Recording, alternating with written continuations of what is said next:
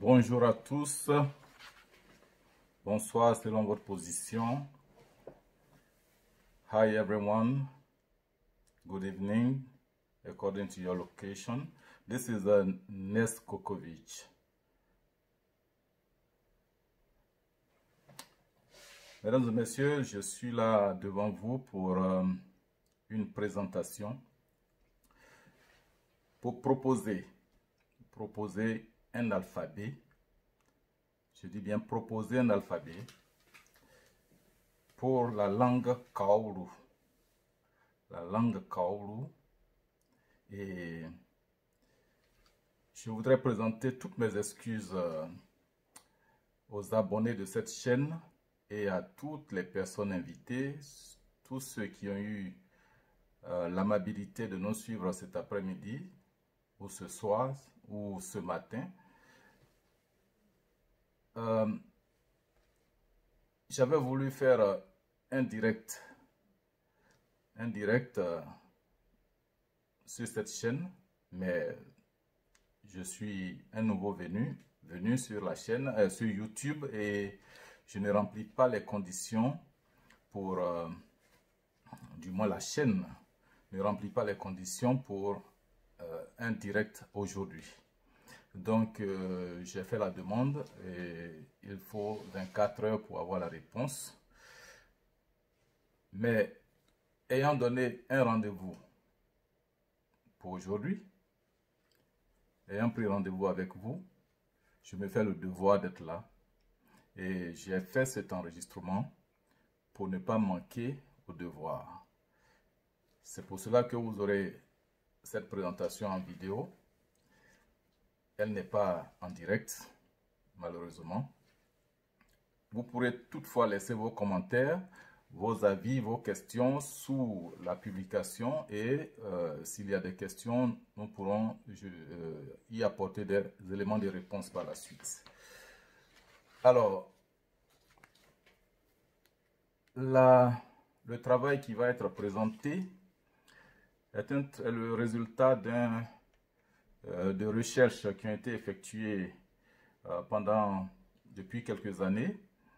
Je les ai effectuées, pas de contrôle de spécialistes, ce n'est pas un travail universitaire, donc pas soumis à des universitaires.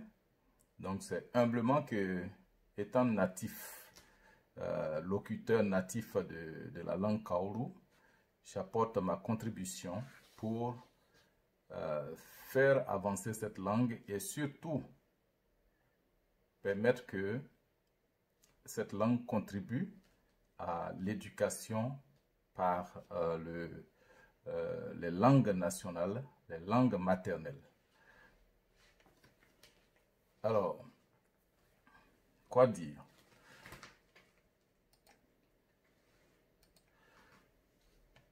Dans ce travail, nous allons adopter un plan. Je vais faire une brève introduction,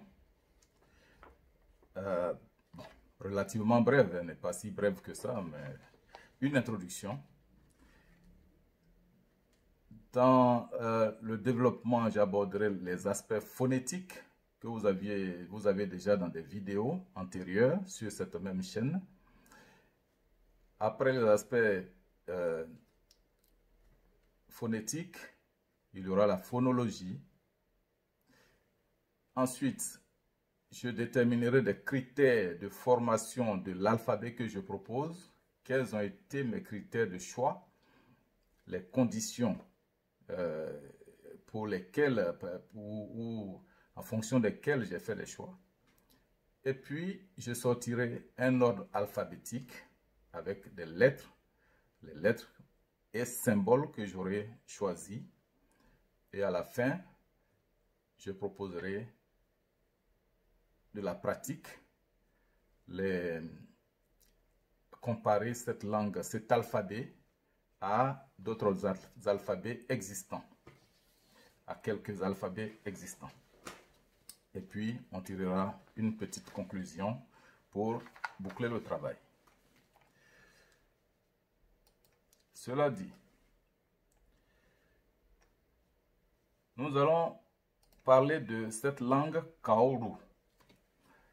Kaoru, par définition, c'est un mot tiré de la langue parlée à Tulepule et dans une partie du Libéria, à l'est du Libéria. Le mot signifie langue bizarre ou langue étrange ou aussi langue différente des autres langues. Alors, cette langue, c'est la langue première ou langue maternelle parlée en Côte d'Ivoire dans le département de Tulepule et au Libéria dans le district de Boison. En Côte d'Ivoire, il fait partie, le Kaoru est la langue des Kaoru Pognon, le peuple qu'on appelle Kaoru Pognon. En Côte d'Ivoire, tout comme au Libéria. On les appelle les Kaoru Pognon, qui signifie les locuteurs du Kaoru. Ceux qui parlent Kaoru, personne parlant Kaoru. Et cette langue est inscrite dans deux grands groupes de langues, dans deux grands groupes linguistiques. Au Libéria, le groupe Kran, et en Côte d'Ivoire, le groupe Guéré. Alors, le peuple Kaoru Pognon, donc, de part et d'autre de la frontière entre les deux pays, le peuple Kaoru Pognon en Côte d'Ivoire et au Libéria est constitué quasiment des mêmes familles, des mêmes tribus, des mêmes clans, des mêmes lignages. Et pourquoi alors un alphabet du Kaoru?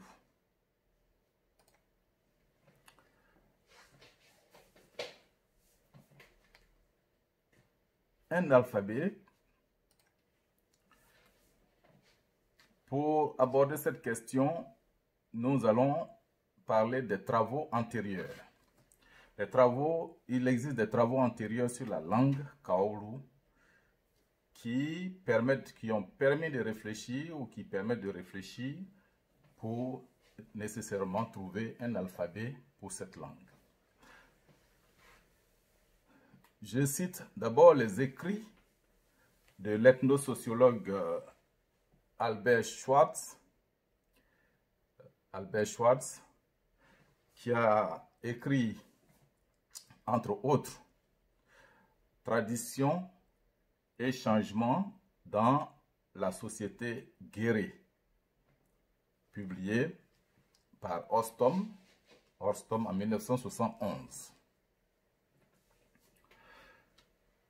Ce travail constitue, à mes yeux, un effort d'écriture à l'aide d'écriture de mots ou de phrases Kaoru, mais à l'aide de l'alphabet français.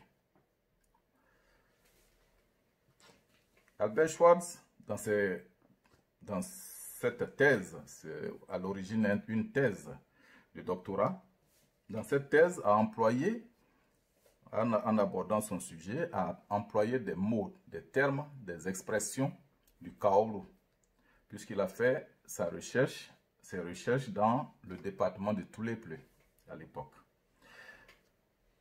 Alors, l'autre source que j'ai aussi examinée, c'est la Bible en Kaoru, le Nouveau Testament, publié par Bibles International,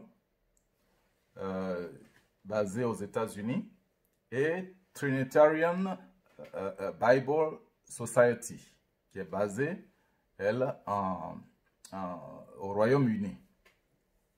Au Royaume-Uni où je suis présentement. Alors, cette Bible, le Nouveau Testament en Kaoru, est une traduction en alphabet phonétique international de de la Bible originelle. Donc, c'est une traduction en alphabet phonétique international et non dans un alphabet spécifique à la langue kaolu. Et il y a dans cette Bible, dans cette version-là, j'ai retrouvé, on m'a fait parvenir 5 pages, les 5 premières pages de cette version, de cette Bible, et j'y ai trouvé d'importantes indications phonologiques, phonétiques et phonologiques du kaolu qui ont été faites par les auteurs, les traducteurs. Cependant, ces deux sources, ces deux précurseurs, Albert Schweitz et les traducteurs de la Bible, n'ont pas présenté véritablement la langue telle que nous l'aurions souhaité maintenant dans le cadre de ce travail. C'est-à-dire que leur objectif n'était pas de faire en sorte que la langue soit enseignée, mais ils l'ont fait tout juste à titre, selon les besoins, selon leurs besoins. Donc, le missionnaire, la société biblique, c'est de traduire la Bible et la faire lire, faire en sorte que tout le monde puisse la lire. Donc, alphabet phonétique international. Mais en même temps, cet alphabet phonétique international, tel que présenté dans la version que j'ai reçue, j'ai l'application sur mon portable, l'application de TBS, de la Trinitarian Bible Society en kaolu. Il y a des limites, des insuffisances, de nombreuses insuffisances qui font qu'il y a nécessité de trouver un alphabet propre à cette langue pour pouvoir mieux exprimer les idées, mieux exprimer les caractéristiques spécifiques de cette langue. Une autre, pourquoi un alphabet, on a dit, pourquoi un alphabet du kaolu? L'autre raison, c'est que une décision de l'ONU prise en 2007 par la résolution 61-66 des Nations Unies, les États du monde entier, les États membres des Nations Unies ont décidé d'encourager l'enseignement dans les langues maternelles, dans tous les pays. La résolution institue donc une journée internationale de la langue maternelle qui est fixée chaque 21 février de l'année. Alors pour cette année 2023, le thème, vous le savez si bien, le thème de cette année 2023, c'est l'éducation multilingue, une nécessité pour transformer l'éducation. Ce thème a été abordé au niveau international et particulièrement en Côte d'Ivoire et au Libéria. Cela a été fait, il y a eu des activités dans le cadre de cette journée internationale des langues maternelles. Alors, pourquoi un alphabet du kaolu? Toujours un élément de réponse, c'est que le Libéria et la Côte d'Ivoire, qui sont les deux pays où l'on retrouve cette langue, où cette langue est parlée, sont des pays multilingues. Ce sont des pays multilingues. Donc, il y a plusieurs langues, en anglais, ils allaient dire indigènes, indigenous languages. En français, c'est plusieurs langues maternelles, langues nationales, plusieurs langues, plusieurs ethnies. Le Libéria compte plus de 20 langues. Plus de 20 langues. Et la Côte d'Ivoire compte plus de 60, en tout cas une soixantaine de langues maternelles, de langues africaines, de langues maternelles.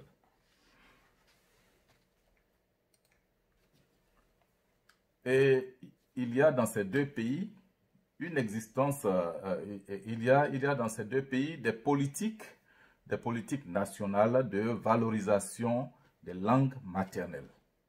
C'est une autre raison. Dans ces pays, ou dans ces deux pays multilingues, sur la base de la décision des Nations Unies, des politiques de valorisation des langues nationales, des langues maternelles ont été mises en place. En Côte d'Ivoire, d'abord au Libéria. Au Libéria, depuis la présidente Madame Sirleaf Johnson, en juillet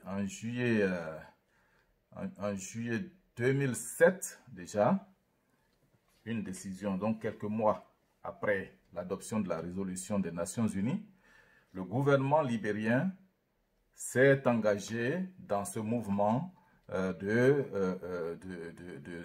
soutien, de valorisation, de promotion des langues maternelles libériennes. Et en Côte d'Ivoire, ce fut le cas jusqu'à ce qu'en 2022, tout récemment, en 2022, un projet d'extension de l'enseignement a été mis en place, de l'enseignement en langue nationale a été mis en place. Et ce projet d'enseignement en langue nationale concerne 10 langues. 10 langues ont été sélectionnées. 10 langues ont été sélectionnées et cette décision a été prise justement après que un projet pilote a eu lieu dans quelques départements du pays. Donc, dans ces 10 langues, bien évidemment, la langue kaolu ne figure pas. La langue kaolu ne figure pas parmi les 10 langues qui ont été sélectionnées en Côte d'Ivoire. Au Libéria, je l'avoue, je ne sais pas à quel stade ils en sont aujourd'hui pour l'enseignement des langues nationales. Je n'ai pas eu d'informations. Et je prends le cas de la Côte d'Ivoire donc, où le kaolu ne figure pas parmi les 10 langues sélectionnées pour le moment. Tout simplement parce que le kaolu ne dispose pas de travaux de base pouvant permettre de l'enseigner dans les écoles, dans les classes. D'où nécessité de créer un alphabet. Alors, le cas du kaolu donc, hormis le fait que le kaolu ne figure pas dans les 10 langues sélectionnées à ce stade, il y a que les enfants en milieu rural, les enfants natifs nés kaolu pognon, donc qui ont le kaolu comme langue première, ont des difficultés d'apprentissage dans les langues secondes, dans la langue officielle. Et donc, il est prouvé scientifiquement, linguistiquement, que pour apprendre une seconde langue, il faut maîtriser sa première langue. Si l'on ne maîtrise pas sa première langue, il est difficile de maîtriser une deuxième langue. Alors, il y a donc des difficultés d'apprentissage en français, en milieu rural, chez les enfants kaolu pognon. Et aussi un autre fait qui fait que l'on doit pousser ou initier l'enseignement du kaolu, est que il y a un brassage de culture, un brassage culturel tel aujourd'hui que la langue kaolu tente à disparaître, est menacée. Elle est menacée. La langue est menacée.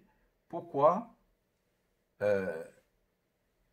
L'exode rural étant, le travail des parents kaolu pognon, notamment les cadres, les fonctionnaires par exemple, ou ceux qui sortent de leur terroir pour aller en ville, pour aller dans d'autres régions, qui ne sont plus tellement, ou dont les enfants ne sont pas tellement au contact de la langue Kaoru.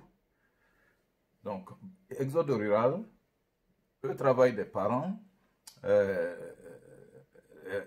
les conflits, il faut le dire, les conflits ont permis des brassages culturels, mais dans d'autres conditions, dans des conditions telles que la langue ne peut pas prospérer.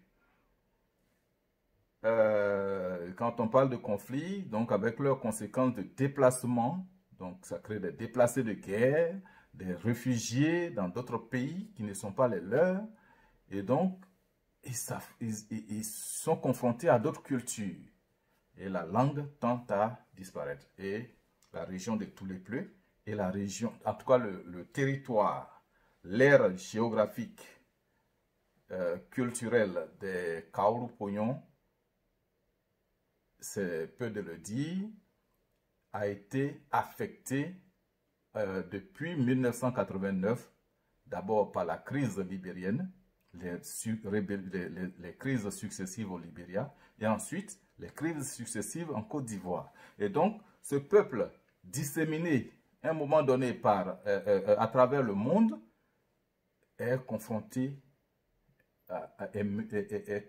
à cette menace-là sur sa langue maternelle.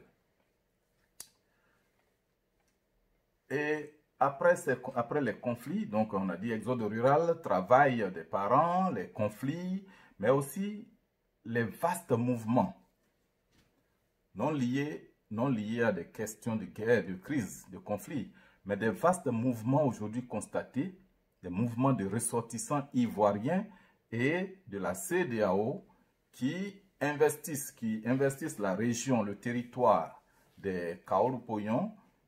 C'est une bonne chose. On ne dit pas que c'est mauvais. Ce n'est pas le fait d'investir le territoire des Kaoru-Pognon qui est mauvais, mais c'est la langue qui peut être menacée à un moment donné. Donc, il faut la préserver en favorisant l'enseignement de cette langue aux enfants. Voilà. Voilà donc les raisons qui amènent à adopter un alphabet. Entre autres, on peut trouver d'autres raisons. Alors, pour effectuer ce travail aujourd'hui, nous allons donc aborder dans un premier temps la phonétique. La phonétique, c'est un rappel parce qu'il existe plein d'autres vidéos sur cette même chaîne, des vidéos qui ont été postées récemment depuis la création de la chaîne le 5 février. Donc vous le verrez, où c'est largement développé, les aspects phonétiques de la langue. Après, nous parlerons des aspects phonologiques et puis des critères de formation de l'alphabet. Les critères de formation de l'alphabet, sur quoi je me suis appuyé pour choisir les lettres et les symboles qui forment cet alphabet que je propose. Et nous allons dégager un ordre alphabétique. Et puis, par la suite, nous allons comparer cet alphabet à d'autres alphabets existants afin de voir si il est logique, s'il est intéressant, s'il est utile, s'il est utilisable. Voilà. Si il est efficient, efficace. Voilà. Donc, et puis à la fin, on tirera une petite conclusion pour clôturer ce travail d'aujourd'hui. Sur ce, vous parlez de la phonétique de la langue Kaoru. Je rappelle brièvement que j'ai distingué 33 sons de la langue Kaoru, dont 14 voyelles, 14 sons vocaliques et 19 sons consonantiques. les voyelles du kaolu, les sons vocaliques du kaolu. Ne confondez pas, s'il vous plaît, pour ceux qui ne sont pas spécialistes de la phonétique, ne confondons pas les sons consonantiques et les lettres alphabétiques. Voilà. Le kaolu a les sons, les voyelles suivantes. A, un, E, un, I, je dis I,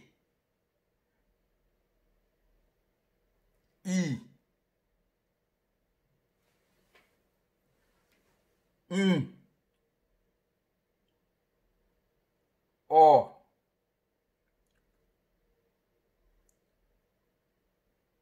O,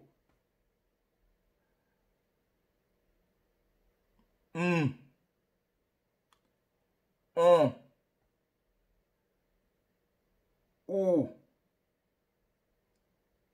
ou. Il y a ou et ou. 14. Donc, A, un, E, un, E, I,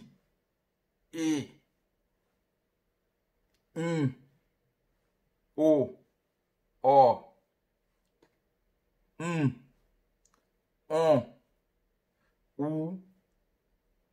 ou.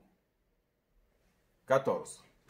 Les consonnes, les sons consonantiques du kaolu sont B, Ch, D, F, G,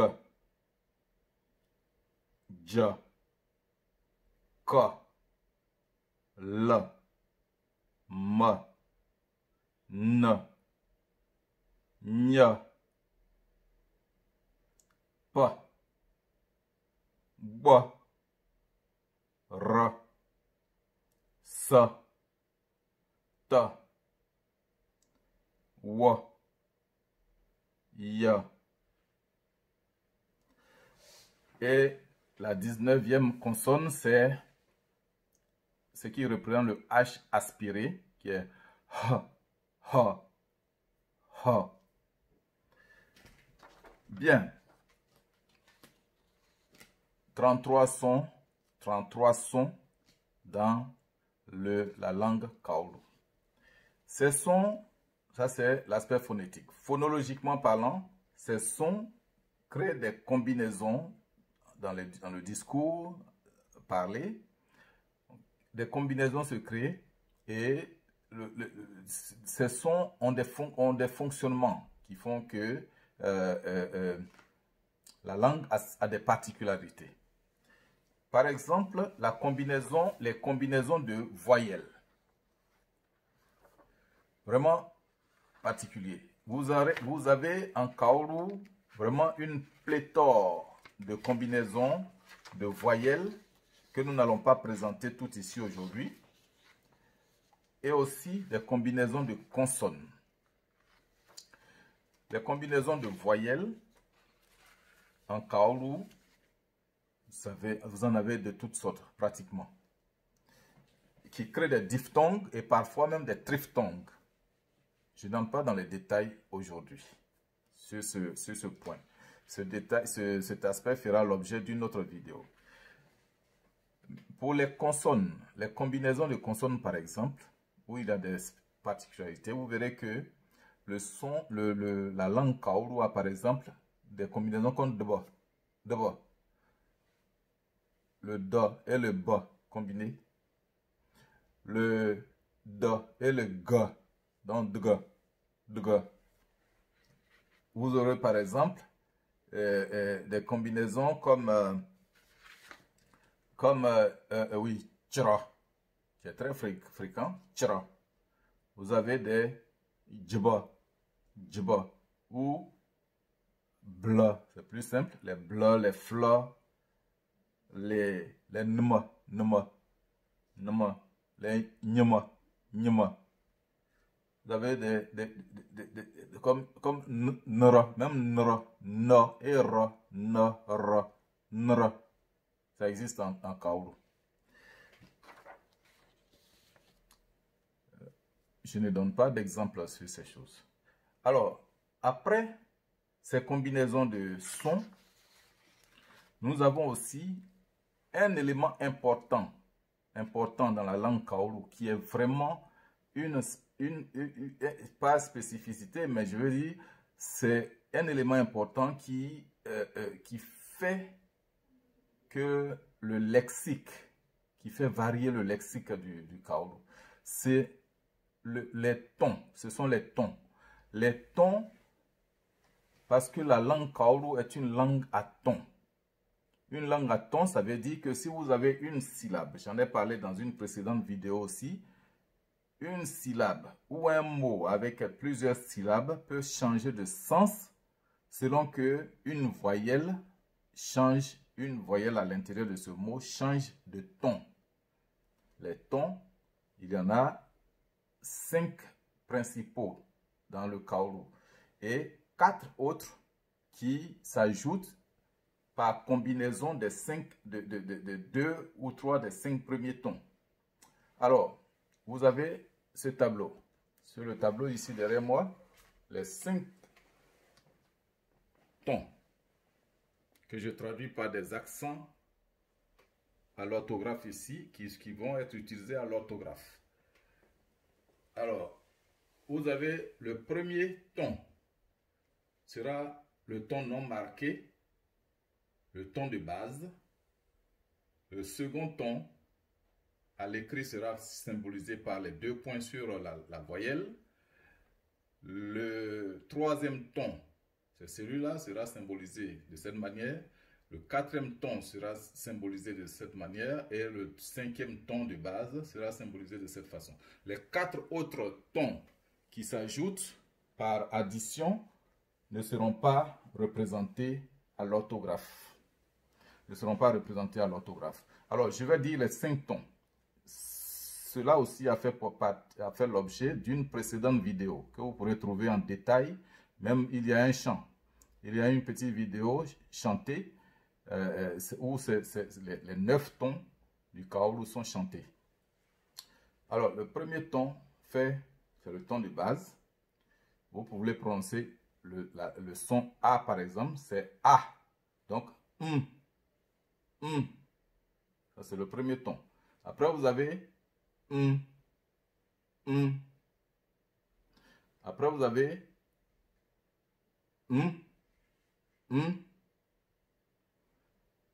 Vous aurez après le 4e ton.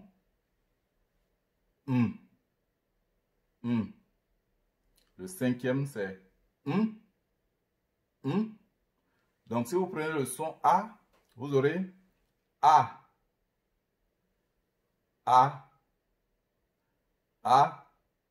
Donc, je reprends. A.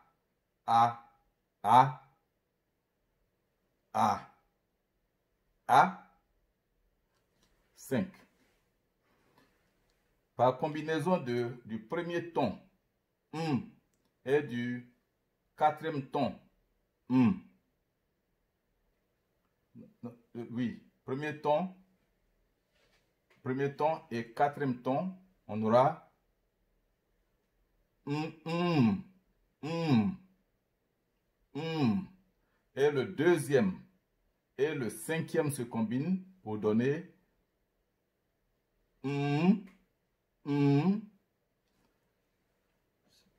et puis on a la combinaison de 4 et 5. Et on a la combinaison de 5 et 4. Voilà. Ce sont les 9 tons de la langue kaoru. Dans la Bible, dans la traduction du Nouveau Testament, les auteurs ont tenté de présenter la variation de tons du kaoru, mais il y a des insuffisances. Ils n'ont pas trouvé 9 tons, ils n'ont présenté que 4. Ils n'en ont présenté que 4. Alors, après ce travail sur les tons, nous en arrivons donc aux critères de formation de l'alphabet du Kaolo. L'alphabet, pour le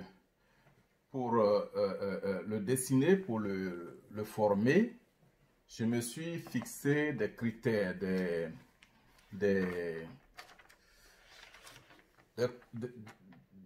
méthodes, une méthodologie où, voilà. Comment faire pour avoir un alphabet Kaolo? Alors, la première chose, c'est d'examiner des alphabets existants. J'ai regardé, j'ai vu les signes, les symboles utilisés, quelques alphabets, en tout cas les plus connus, celui du français, celui du français et de l'anglais sont pareils. L'alphabet allemand, l'alphabet turc, l'alphabet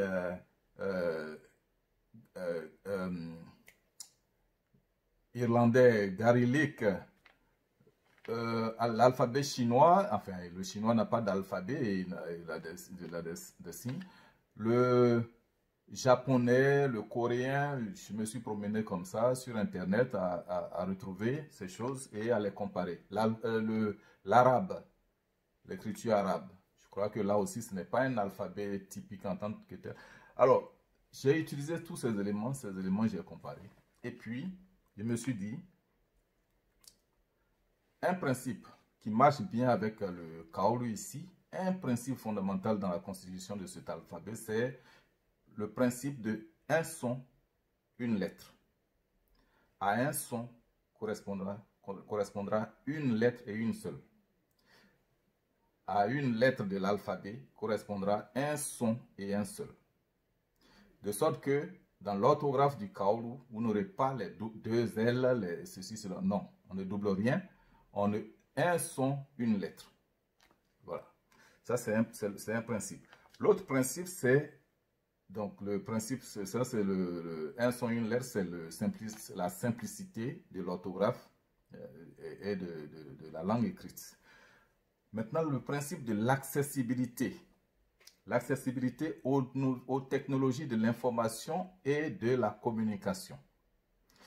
Nous n'allons pas créer un alphabet qui va sortir du néant, qui va poser problème sur les ordinateurs. Aujourd'hui, le monde évolue sur Internet, sur les ordinateurs, les smartphones, les iPhones, etc., les tablettes. Alors, il faut s'aligner, il faut trouver des choses qui existent, qu'on peut trouver dans ces outils informatiques et les outils de communication.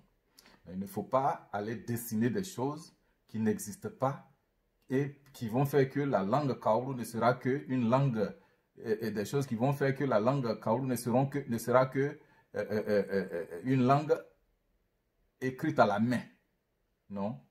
Il faut qu'elle sorte de l'écrit manuel là, mais de plutôt utiliser les nouvelles technologies de l'information et de la communication. Ce critère a guidé notre choix aussi. Autre chose,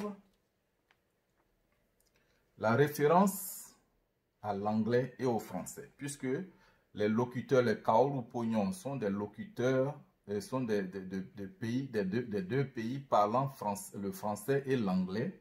Alors, il faut se référer à l'alphabet du français et de l'anglais pour faciliter les choses.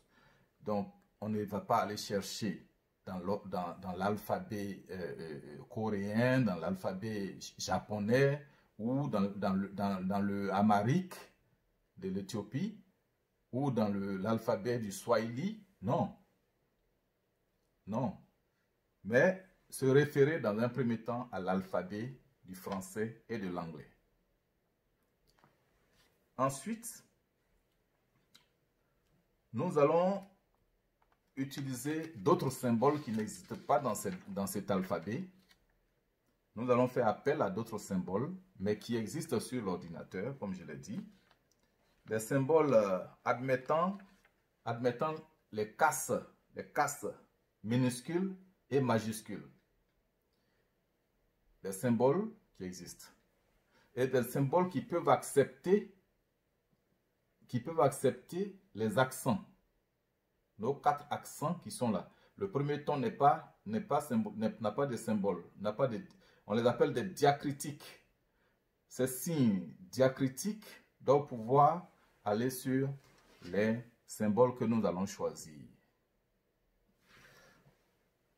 Et donc, cela a guidé notre choix.